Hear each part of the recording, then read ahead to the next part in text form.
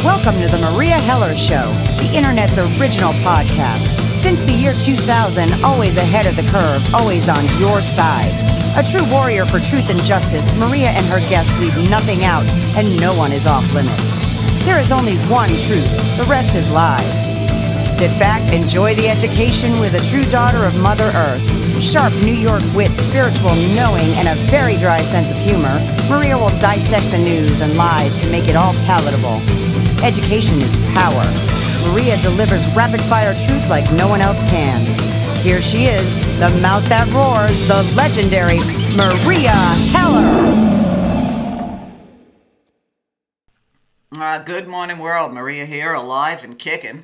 Welcome to the show. Today I have a special guest, one of the less than a handful of broadcasters that you're ever going to hear me recommend. Richie Allen of the Richie Allen Show, across the pond, as they say. Good morning, Richie. Good morning, Meria. How are you? I'm doing okay. We're waiting for a snowstorm here. So... Yeah, in the mountains there. We've had snow in Spain today. My friends, because I lived on the Costa del Sol for a time, and my friends who are still there are blown away. Not literally blown away, but they're kind of flabbergasted that they've had a sprinkling of snow in southern Spain. So, it's a time for crazy weather. Absolutely. Well, you know, I saw this morning that Italy has not just got a bunch of snow, but they also had an earthquake. And I'm looking at how many earthquakes Italy's happening, and I'm wondering, you know, what did they do to piss off the weather makers? And there's so much truth in that, and you know, we could do 3 shows on that, on weather modification. You're right. Every time I see something like that or hear about it, my thoughts are very much like yours. I think, well, what's that really all about? And has somebody engineered that? And of course, you and I are not idiots. We're perfectly prepared to accept that, you know, it might just very well be a natural earthquake. Thing is, you just don't know. No, you don't know. I mean, years ago, I coined the phrase, whoever calls the weather makes the weather. That's right, absolutely right. But, you know, there was a time, and I will admit, like everybody else, that when people would talk about subjects like weather creation or modification, I would say the same thing. Oh, no, that's conspiracy theory. That's right, until we found out that an international agreement was signed many years ago not to mess with the weather. Right, exactly. Why would you do that unless you could, in fact, mess with the weather? You're absolutely spot on. Well, you know, here in the U.S. many years ago, Dennis Kucinich, before he was forced out of office because he was against the war, he actually was proposing a bill in Congress to stop chemtrails. So, you know... That's right, Meria. That's right. Well done. I'd forgotten all about that. Right. And a lovely gentleman who is in the anti-war movement, David Swanson, who used to speak with me. In fact, I haven't spoken with him for a long time. He's a lovely guy. I think David managed Dennis's presidential campaign, and he mentioned that very thing to me. Well done. That's a blast from the past. I've forgotten all about it. I know. My mind sometimes frightens me. But the other thing... a mind like an elephant, yeah. A memory like an elephant. Well, at least I don't look like an elephant. No, you don't look like one, but you've got a memory like one. Well, the other thing he did was he tried to get a Department of Peace inside the government. And people have forgotten how good he was. And then when he spoke out against the Iraq War, of course, you know, the powers that be managed to put, you know, get him out of office and put their own guy in his place, just like they did to Cynthia McKinney. That's right. Yeah, he was torn apart, thrown to the wolves. Right, because you look at this election, if you want to call it an election, and it just seems like no one talks about peace anymore. That's not even a word any candidate uses anymore. I don't think anywhere around the world. No, and I mean, I guess you'll probably want to talk a little bit about the inauguration and what's going on in terms of how it's being reported over here. You're right, because I think a mutual friend of ours has called something like Donald Two Mouths or President Two Mouths. You know, he says one thing and then says another thing the following day, does one thing, says another. All the talk of, moving away from interventionism during the campaign and getting away from, wars for profit and that. And of course, he's not been in the job very long. And forgive my dog there, she's just going crazy. Oh. But I'll deal with that very quickly. I think my partner is coming home from work. Good, yeah, she's coming, so she'll stop. But Meria, yeah, he all of this during the campaign, and then after he was elected, he talked about making rebuilding the nuclear armament division of the U.S. military, spending vastly more money on the military. So it has been an absolutely incredibly interesting time. I don't know if you want to talk about the pros and the cons of people supporting him, because while I agree with you, and you've maintained this thing for years, and this is why I have great respect for you, you're voting for two sides of the same coin. No matter who gets in, and the House always wins. But I'm actually quite happy that the people have been motivated to see through the mainstream media, to see through the lies of the Clintons and the Clinton Foundation and those people. And even if they're misguided in supporting Donald Trump, which I think they probably will, I think they obviously are misguided, at least it might be coming from a good place. And when he inevitably lets people down, Meria, which of course he will, maybe these people won't go home in complete fatigue and disgust. Maybe this will be the straw that breaks the camel's back, and it will get people, completely in tune with what's really going on and who really pulls the strings. I don't know what you think about that. Well, I have to agree. I mean, I've been trying to look at, from even a spiritual perspective, why Trump? And the only thing I can come up with is he might just be the right man to take this country down to ashes so we can start over. Yeah, because recent guests on our program have pretty much echoed what you said there, is that one way or another, people are going to, after the experience of this guy and what he does, and, I've called him, even before the election, I said he was Israel's candidate, that he was the Zionist choice, because of the things he was saying about Israel and Palestine and Gaza, and of course because of his friendship with Netanyahu. And we've seen, of course, since he was elected, that he was like the U.S. Embassy in East Jerusalem and all this sort of stuff. I just hope that, and I feel it in my bones actually, that this catastrophe, which will unfold over the next year or so, will, and many of our guests have said this, will show people, right, it's time now to move away from the idea that you can vote your way out of this. You're going to have to access, to change things, you're going to have to access a higher level of consciousness than that. And I know that's something you've worked on for years. Oh, yeah. And I'm very interested in it. Well, years ago I read the book Votescam by the Collier brothers. And they were exposing in the book how they threw the vote with computers in the 1970s. And one of the lines I remember the most from the book was, you can't vote the bastards out because you didn't vote the bastards in. That's right. And, cost them their lives. Yeah. I've lectured, not often now, but I've lectured in media production to 20-somethings over the years. And after I became conscious of the information that we talk about and the other side of the news, I used to say to them, does it ever occur to you that the system and you can define it any way you want, but it provides you with the choices. You don't get to pick the candidates yourself. They're given to you by the wealthy elite who shower them with great jobs, executive positions at major companies, millions and millions of dollars. So your way of putting it and your turn of phrase is absolutely fantastic. That's absolutely right. You didn't vote them in to begin with. Exactly. You were given a choice between two horses owned by the same company or by the same group who couldn't care less which one you vote for. Right, exactly. So, I still highly recommend the book Votescam. And, both of the authors are dead. But one of them, they were brothers. One of them, their daughter took on their work. And I believe she still got the website up, votescam.com. And then, of course, you go from there to the fabulous work of Greg Palast, who right now is looking to raise money to play his entire movie, The Best Democracy Money Can Buy, live on Facebook. And, so many ways that they stole the election that it was almost irrelevant whether or not Russia interfered, because there was so much shenanigans going on every other level.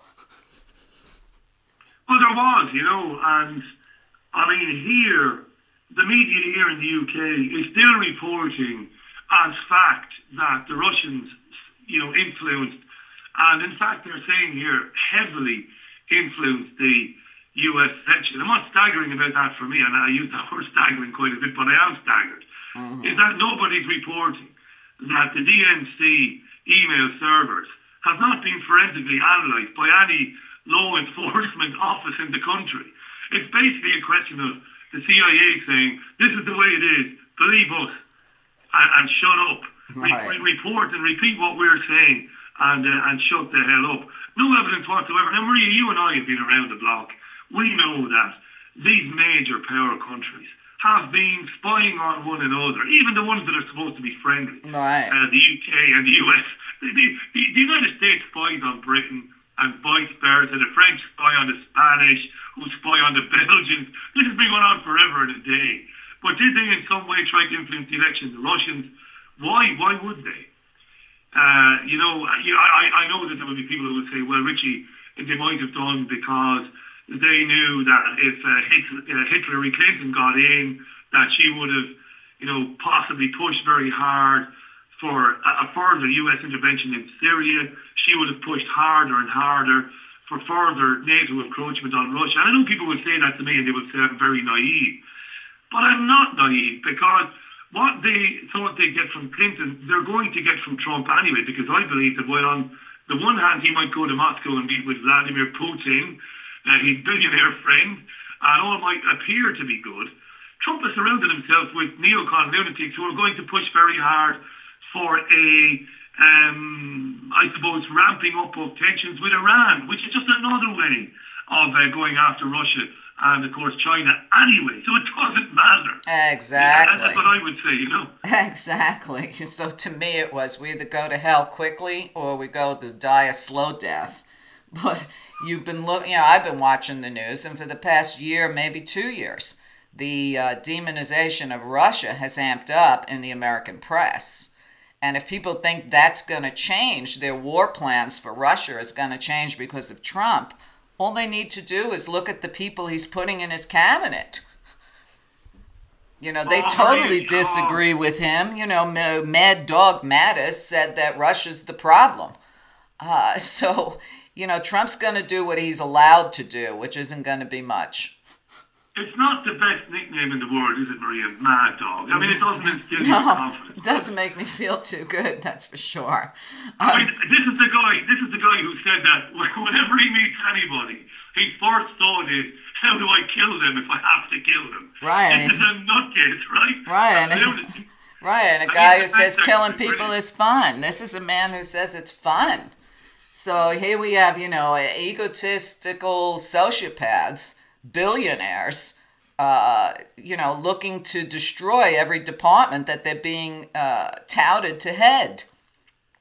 So to me, I just see it as the destruction of my own country by its own people from the inside.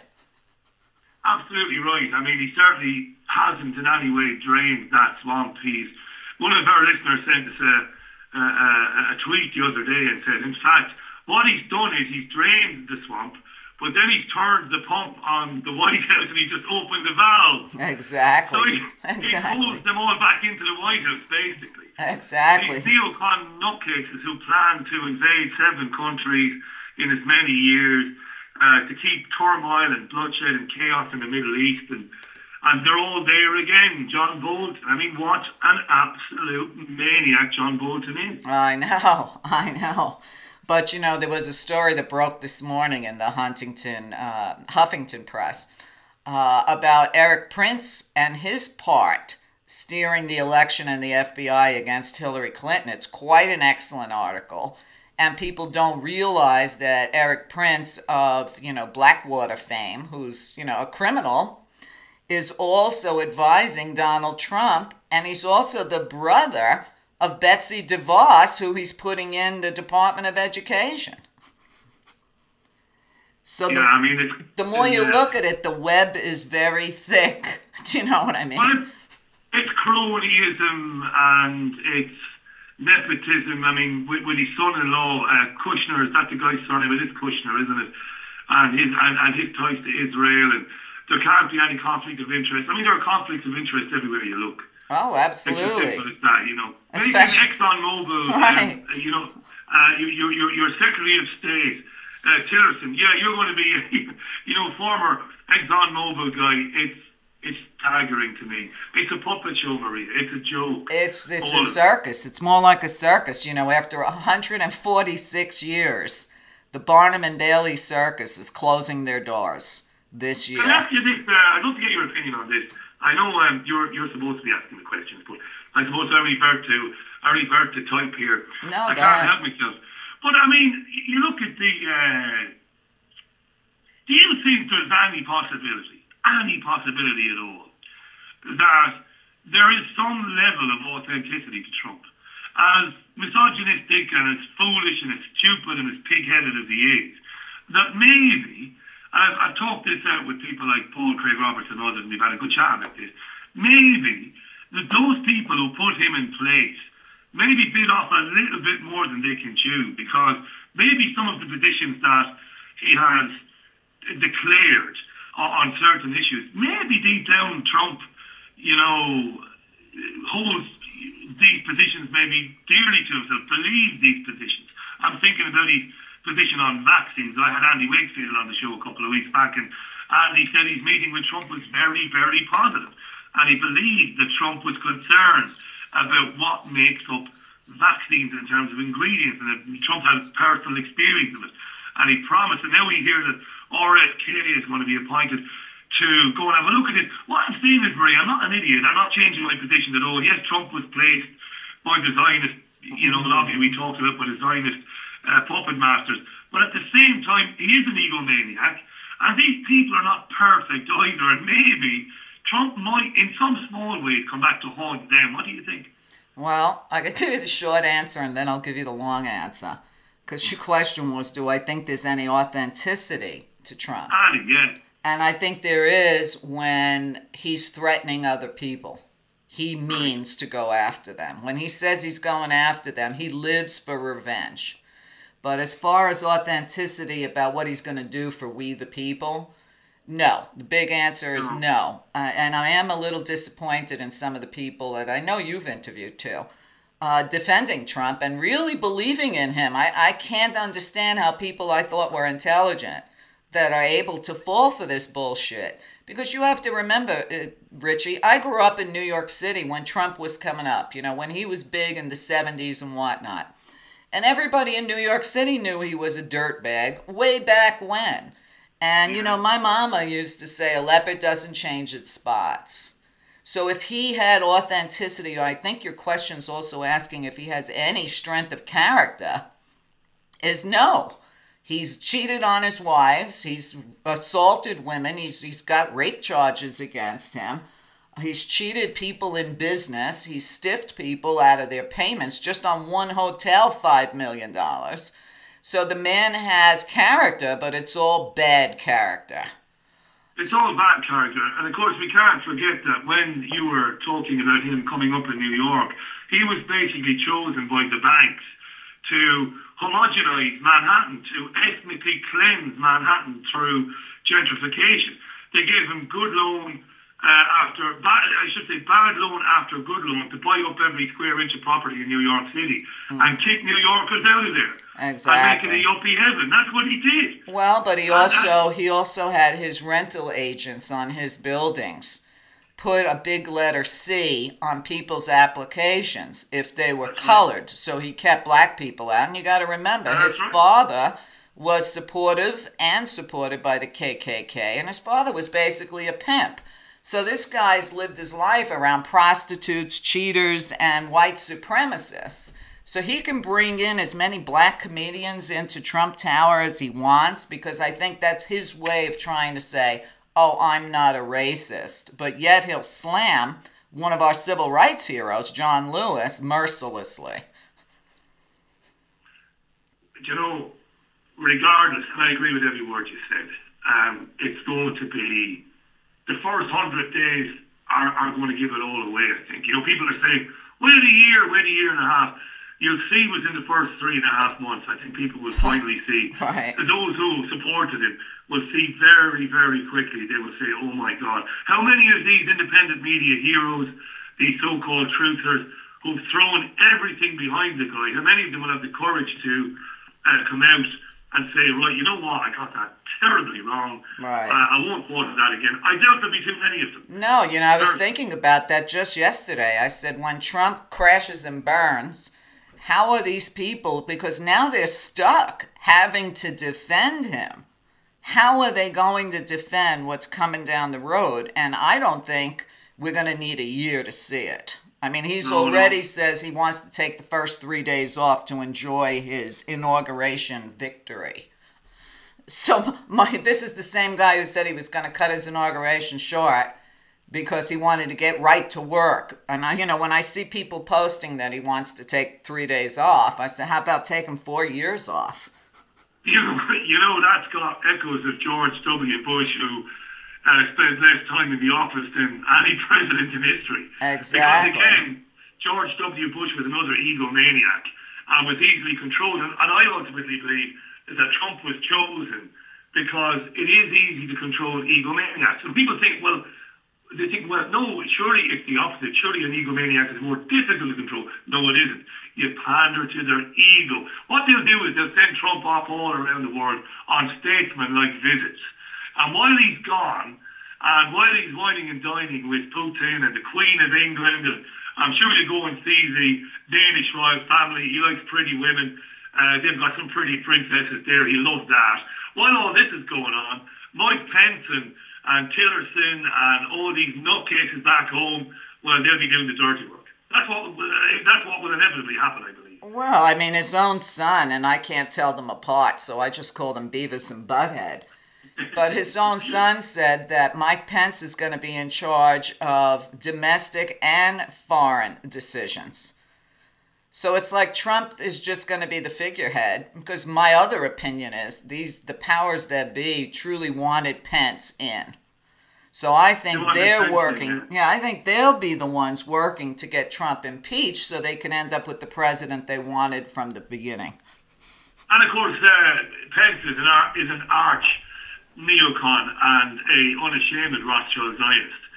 So there you have the Dick Cheney of the administration. Oh, yeah. We all knew, didn't we? I mean, the American people didn't know, and it wasn't reported. But we knew that Bush was... I used to compare Bush to the character in the Scorsese film Casino, the character that gets to buy the casino. He gets the money off the Teamsters.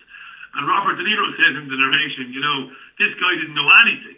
It wasn't his job to know anything. It was his job to pretend that he was the manager of the casino. Right. And it's what George Bush did. Well, Dick Cheney and Wolfowitz and Chris Dahl and all the rest of them, plotted the course of history during that 8-year period.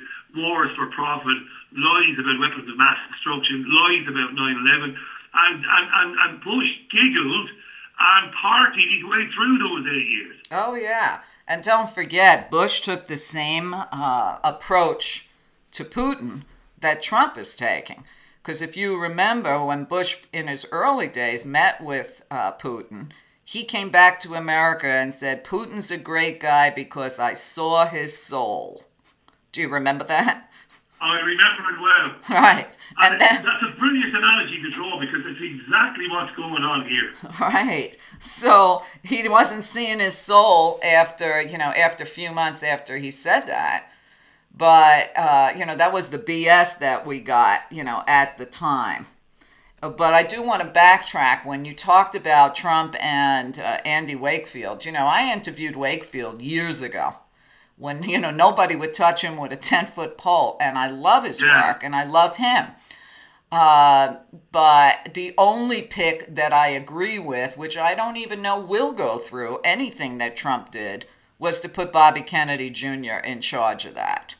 I said, wow, one pick I actually agree with, but, taking on the vaccine and big pharmaceutical industry here, I would be really stunned if that happens. I was going to ask you a question on that. I mean, Has that actually been confirmed by Team Trump yet?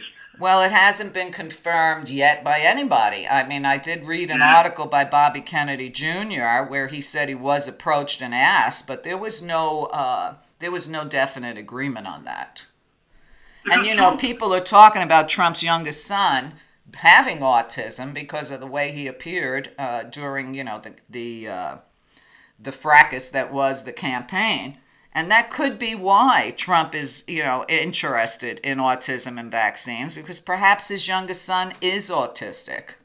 Might be genuine, in other words. Yeah, it might very well be genuine, and he might mean it when he says, why should anybody be mandated? Why should there be mandatory vaccinations? He might mean that. You know, you and I know, and again I go back to this, I keep saying this, and I'm really echoing David, really. It's this shades of grey thing. For too many people, everything is black and white. Mm-hmm. And we both know that ultimately, when you add up all the sums, all the numbers, Trump amounts to a Zionist neocon controlled puppet. That's what he is. However, there are shades of grey. The fact is, the guy is human. Despite all his failings, the terrible misogyny, the things you described earlier on about women, it doesn't mean that the guy doesn't think, well, it's outrageous to tell people they have to have a vaccine. Now, I agree with you. I think, I hate to sound so pessimistic. Even if Trump is genuine about it, as you just hinted at there, Marie, it ain't going to go anywhere. Right. It ain't going to go anywhere. It's as simple as that. You and I both know this. You know, the way to stop this mandatory vaccination is massive amounts of people need to stand up in states around the country and protest at places where they want to force people to have these vaccines, protest at state legislatures, stand together and say, no freaking way, ever. Right. We're not having it. But, yeah, I think Trump probably, you know, thinks, yeah, it's not a good thing. Why should we be telling people? But he can be persuaded. Right. Plus, he can be threatened. I mean, you try to take on big pharmaceutical. Look how long it's taken for them to legalize medical marijuana because of the pharmaceutical industry. That's right. You know, so, you know, now he wants to put in Jeff Sessions, who honestly believes that good people don't smoke pot. I'm like, every politician should be required to smoke pot, so we might actually have peace talks. You might have people talking about how to avoid killing people, yeah, as opposed to pursuing policies that result in the destruction of hundreds of thousands of people a year, you know? Right. I mean, isn't it unbelievable to see these Hollywood celebrities?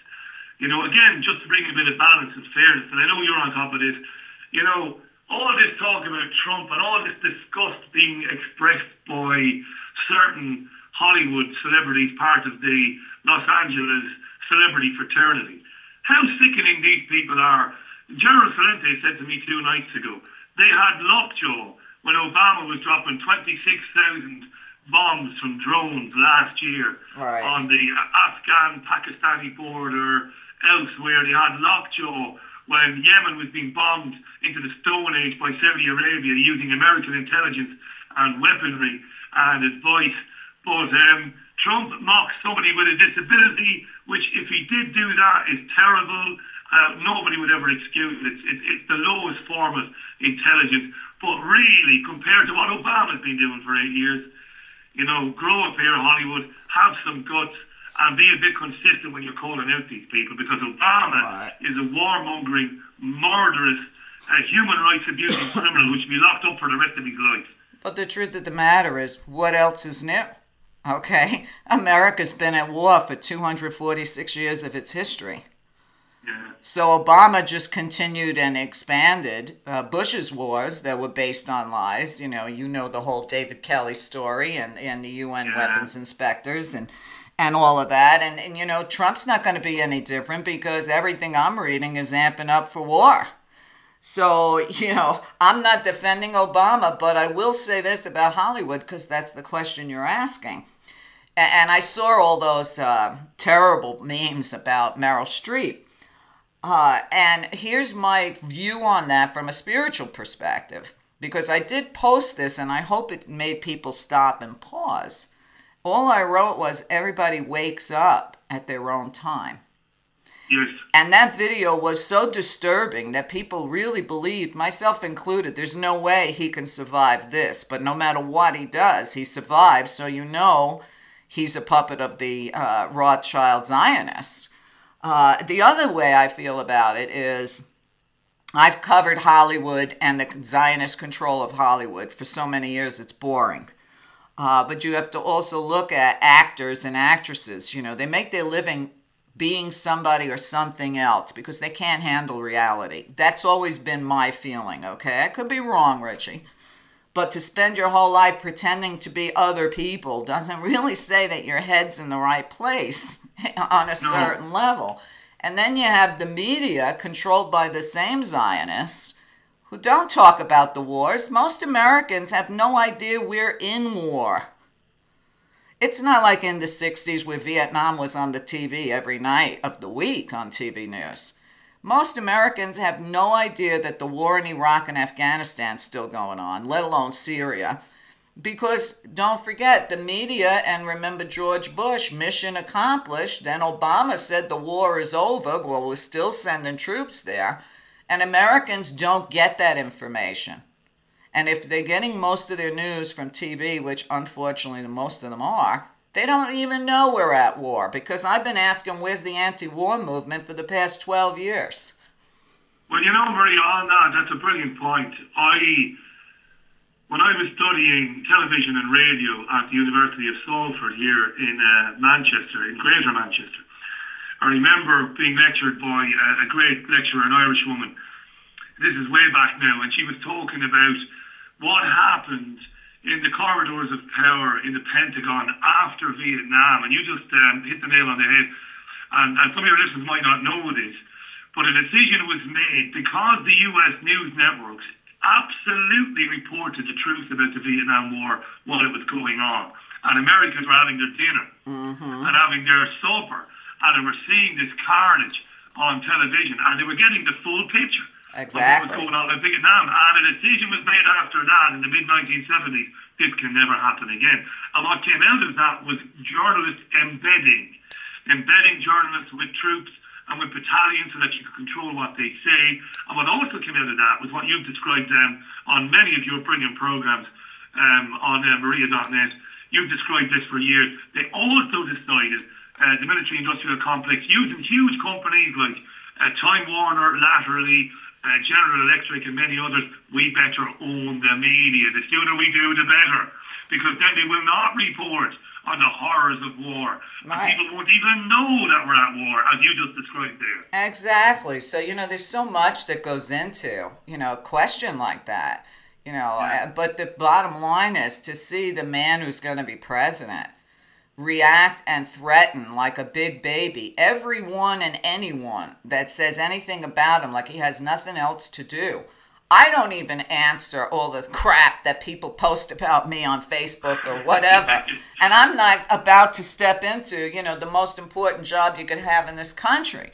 So, you know, everybody knows what his triggers are. And they're going to be pressing on those triggers until they drive him more insane than I believe he already is. I think he's got an advanced case of dementia.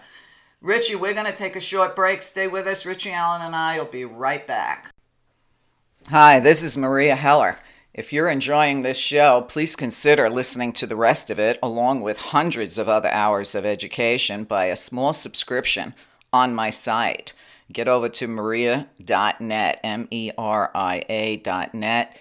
You are the only thing that supports this show. There's no corporate control, and there's plenty of education on site.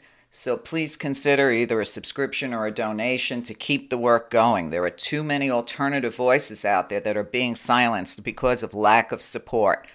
So if you don't want MSM to be the only mind-controlling news out there, please consider supporting the people that support you and help us all save something for the future for our children. Thank you so much.